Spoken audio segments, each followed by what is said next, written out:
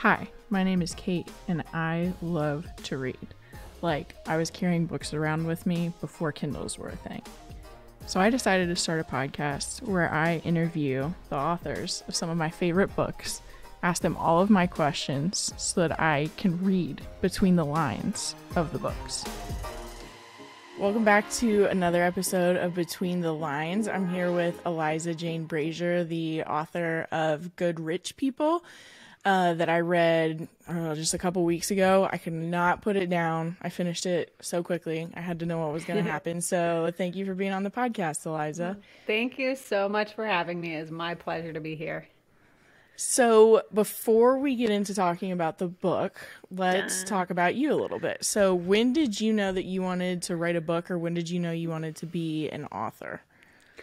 I mean, when I was really young, I totally made up books in my head, all the time. I read a lot. So I think that I had that when I was super young, but then when I got into being in my 20s and stuff, I don't know. I just had a huge confidence loss for some reason. I think a lot of people go through that. Yeah. So I definitely never thought that it was really possible. I think the industry felt really hard to get into back then. I think before the internet really started to kind of opening doors for people, it was so you just didn't know how people even did it.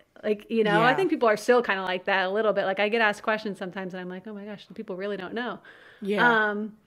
But then it was probably, 7 years ago or something. I was living in London. I was married and we just didn't have any money. Yes. We're really struggling. And my sister-in-law is a really successful author. And I kind of saw her come up and what she did to get to that position. And Okay. I kind of just copied her. I was like, okay, I'm going to join Twitter. I'm going to read every, you know what I mean? I'm going to engage with other authors. I'm going to read every blog post and every book, every piece of advice I can find about, how to make this happen. How do you write a query? How do you get an agent? How do you get an editor? How do you write a book? Right. So I just went super hard for a year. I entered contests and stuff and wrote a book. This is this is a long time ago. This is my YA books. And I wrote a book, I sent it out to agents, and they liked the pitch, but whenever I sent them the book, they were like, no. So I was like, but wait, they liked the idea. So that means that's a good idea, which now I don't know if I would still think that, but back then I was like, oh, this must be a good idea. Right. So I was like, let me rewrite the whole book, but kind of keep that idea. So I did that, and then I was able to get, I got multiple agent offers, picked an agent, got we went to auction with the book and everything. So yeah, that was I guess when I officially was a published author, I guess. Yeah. But that was a long time ago. And then there was a huge gap where I, really struggled, to be honest. And then I came back to it again as an adult, as an adult writer. I was already adult before I read an adult fiction. Yes. Yeah. Yeah. It's a long odyssey. It is. At least, I mean, you just kept coming back to it, though. So clearly it was kind of what you wanted to do. I can't quit it. Yeah. So what is your writing process like then? So do you know how a story is going to turn out, or do you just kind of start and see where it ends? Yeah, I'm kind of more in the pantser vibe, I think. I find that when I do try to plot, it usually doesn't really work. Yeah. I just get kind of more in the flow. To me, it almost feels like you're kind of composing music. Mm-hmm. And you're just kind of letting it sort of naturally flow. Right. I think the problem, it's fun as a creative person to do that. But the problem with that is sometimes you'll go back and be like, whoa, you went way off on this one. Right. What did you do?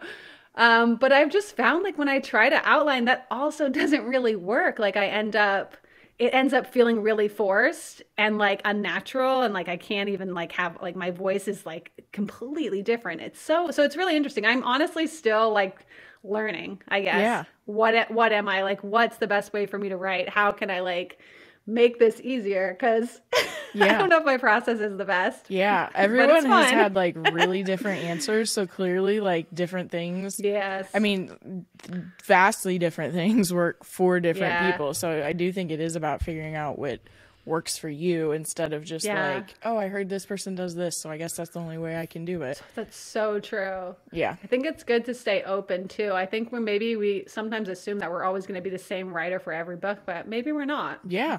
I mean, You know? kind of hopefully you're not. Like, hopefully things are happening and you're growing and you're changing. So Yeah. it would be hard to be the exact same person every time you wrote a book. What about Yeah, that's true. what about your characters? Do you mostly know who they are, or is that something too that like you just kind of write and figure out? I definitely like write and figure out. Okay. For sure. Like I was just writing right now. Right before this podcast. So I was like quickly, like I'm trying to like do like a draft on something. Yeah.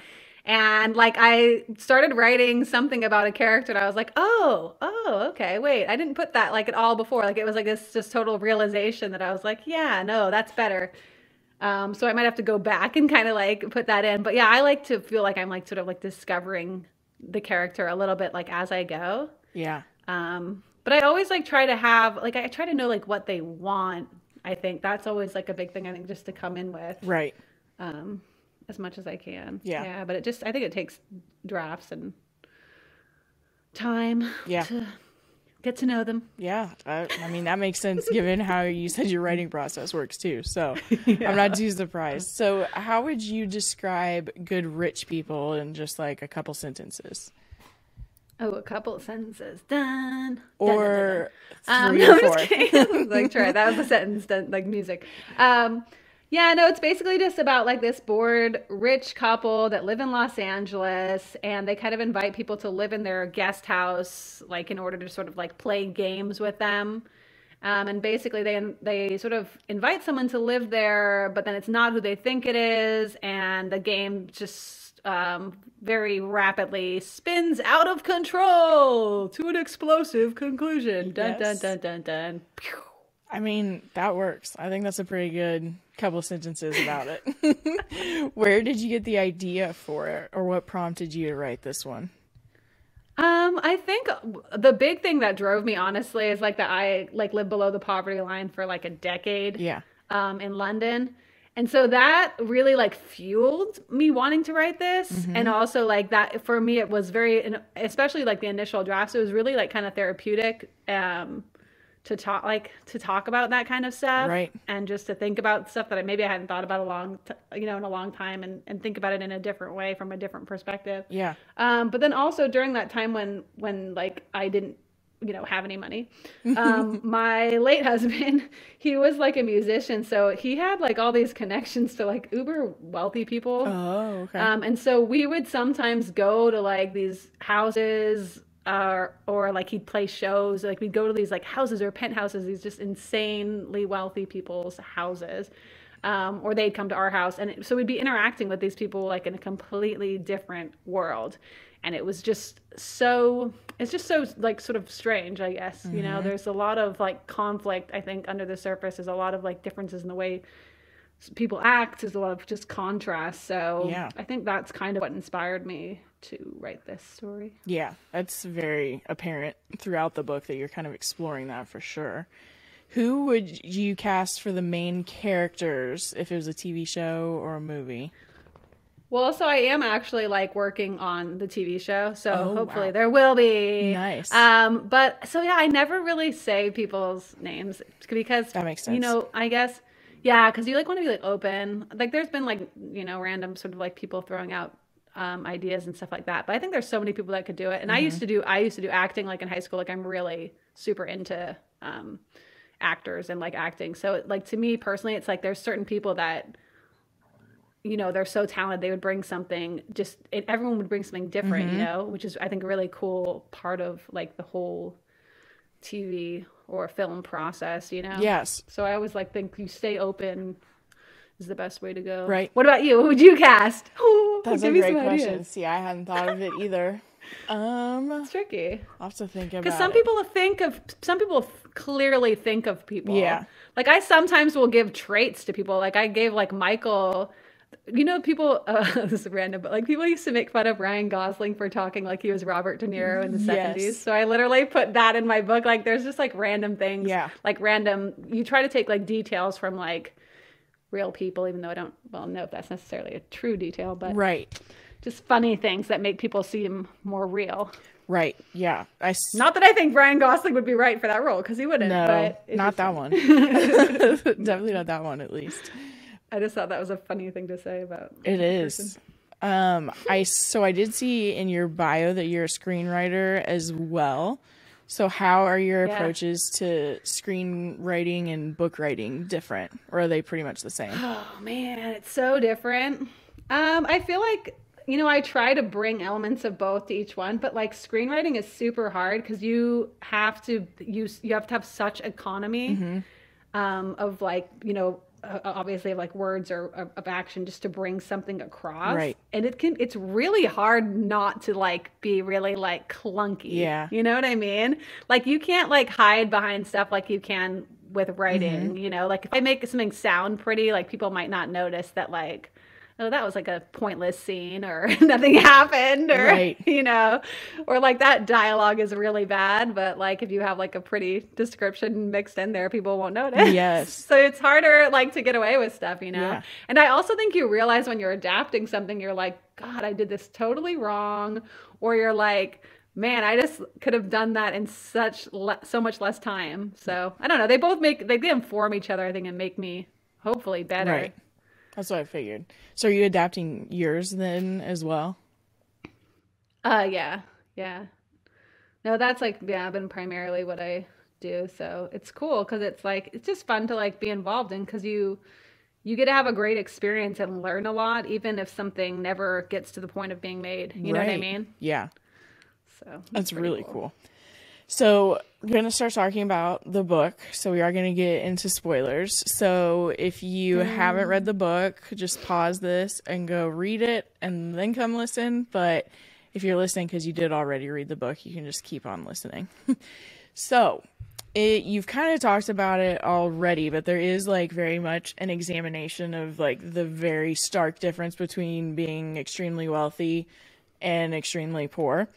And you kind of said that probably was what motivated you to write it. Did you know how much kind of like social satire and commentary you were going to include in it from the beginning? Or did you kind of have fun with that once you started? No, I really didn't. So I actually rewrote this book like 2 times. And the first 2 versions of it wasn't really like that. It was just kind of like almost more like the book was called Beechwood Canyon. Like it took place in Beechwood Canyon. It was much more like the people were way less rich. I don't even think Graham wasn't even handsome. He was just like kind of like just like annoying guy, like rich guy. Like it was just a lot more like down to earth.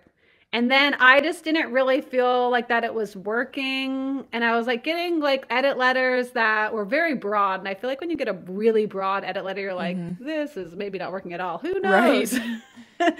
So I kind of like got down to this point where I was like, dude, I need something like a hook that's really going to make this kind of like lift this up a little bit. So it just feels like it has more of a direction. And I kind of like came up with the idea of having the game element. And then from there, I was like, I had to write it in like, I think I had like 4 or 5 weeks to write the entire book, right? And I really love black comedy. Like I love that kind of humor. Yes. And so and it's kind of like the British humor, I think, in a way too. I kind of was just like, dude, let me just do it that way because like that'll be fun. It's also, you know what? It's also hard when you're dealing with such heavy subject matter and then when it's personal to you. Sometimes it's like you can really like bog down a book with that. So for me, it was also kind of about like just like taking control of the book and making it like more fun, So that when I went in that time, that's when I was just like, let's go crazy. That was like one of my favorite parts. I had so many things highlighted, like just a few chapters in that made me just like laugh out loud because Lyla's perspective is probably, I mean, not exactly the most lovable character, but was my favorite perspective, and I was definitely laughing the most because it's like she was basically so self-important that she like didn't even know. She really felt justified in some of her terrible thoughts. So, like, I Yeah. even, like, saved a couple of them. Like, at one point, she says, sometimes I'm scared by how beautiful I am. And I was, like, cracking up. And then, like, in the next page, Oh my she's like, God. I hate listening to people when they talk. Oh my gosh, I love that Yes. sentence. And then, like, I think a couple paragraphs later, she's like, how rude. I hate when people don't want to know everything about me. I know. So she... No, Go that's ahead. it was like, yeah. Oh, no, I was just gonna say it was cracking me up I writing it would too. But it's like imagine. you just don't know if people are really gonna get it. Like especially like the line like I hate listening to people when they Yes. talk. Like what the freak? Yes. Yeah, she had one too. Oh She my was God. like, what I hate about people, what I really hate is that they can make up their own minds about you. If I want a jacket, I just buy it and the jacket doesn't have to want me Oh my back. gosh. I was literally reading them out Yes. loud to my husband. I was like, this is like the funniest thriller I've ever read in my life. So did you... Thanks. I feel like most thrillers don't try No, to be they funny, don't. So though, it's always huh? really refreshing when it is. Yeah. So you did say you kind of rewrote it a couple times. So to get into Oh, yeah. Lila's state of mind, did you like ever go back and like punch up those things kind of like you would in comedy to make it even funnier, or were you just kind of writing those in the moment? I think it was once I just had settled on what I wanted to be the tone, it was just kind of like Yeah. in the moment. I find that usually for me, it's really hard to like edit something like later almost. I don't know. I can like, I guess like punching it Right. up is different, but for like just like starting over, like I feel like sometimes it's just so tricky, man, because sometimes it's like it feels really hard. It's almost like you know that you're not going the right direction, but you don't know how to not Right. to. But that like felt like it was like, even though yeah, it was hard because I was writing a lot, like I wrote it really fast. It still felt like it was just like flowing. Yeah. You know what I mean? And that's like the best I feel Yeah, like. you yeah, know? that makes sense because it So, felt yeah. all of it felt as like out there as it was. It felt true to her character the whole time. But in contrast, Demi is basically just trying to stay alive is basically her main struggle. And a lot of her thoughts are kind of stuck around like safety, staying alive, and trying to deny how bad her life is a little bit. So there's kind of the example of when her dad brings someone over and she breaks the toilet, and Demi basically realizes that was the night I became poor. And the idea is like it was something that made her like she was forced to see that she actually was. And then kind of later on, she keeps moving from place to place when she doesn't have a place to sleep because she doesn't want the homelessness to like catch up with her. It sounds like you're writing probably from like some of your perspective, but how did you like dive into Demi's perspective? Yeah, no, a lot. Well, like everything that's in her backstory is like from like real Yeah. life. Wow. So it's like I'm definitely like taking like yeah. Or even like just talking about like stuff like walking. Like I've had many times when I've done that when you have nowhere to go and you just keep walking from like one place to the next and you'll like walk like 15 miles in a day. Like it's just crazy, like just going back Yeah. and forth. Yeah, so I just definitely took all that from like my own experiences in all Right. honesty. Well, that makes that work then. So both Yeah. of them though, Demi and Lyla, are like super desperate for something. So Demi is basically desperate for a safe place to live. And Lyla is really desperate to win the approval of her husband and crazy mother-in-law. So were you kind of Yeah. trying to show the contrast of what you're desperate for, kind of depending on your financial situation? Yeah, I mean that makes sense. It's like the hierarchy of needs. Yeah. You know, right?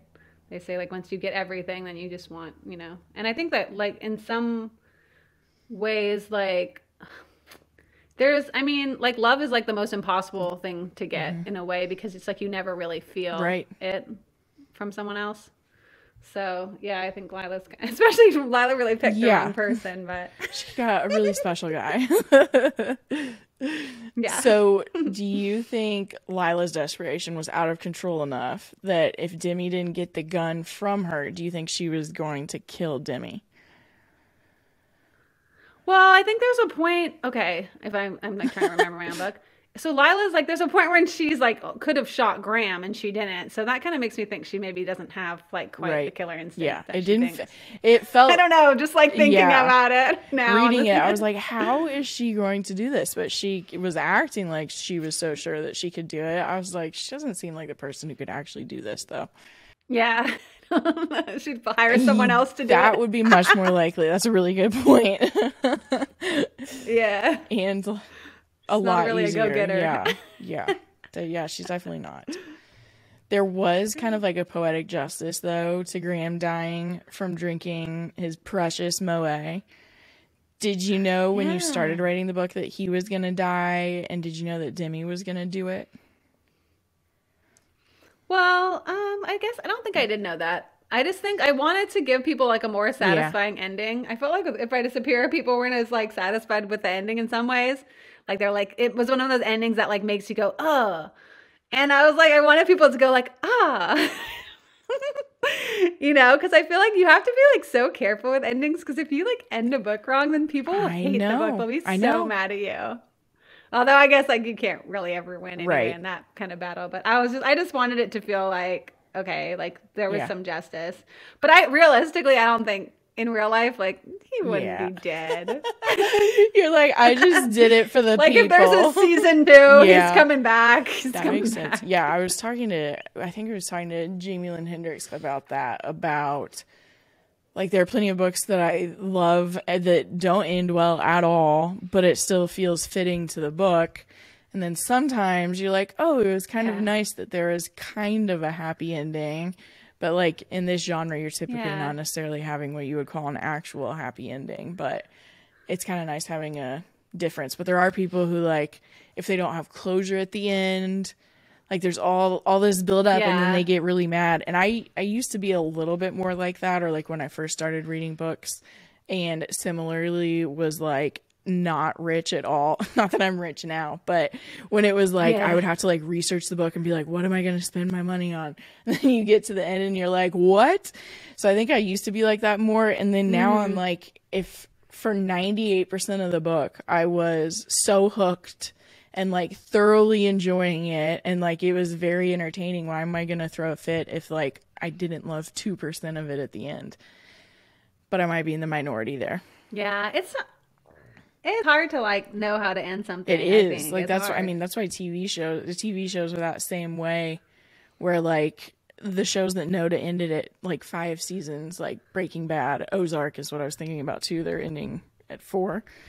Like knowing when to end too can be like what saves the show from seeming like it went on for too long too. Yeah, so true. Well, thank you for talking to me about the book. Thank you and for then having me. Where can people find you? Just kind of plug whatever you want.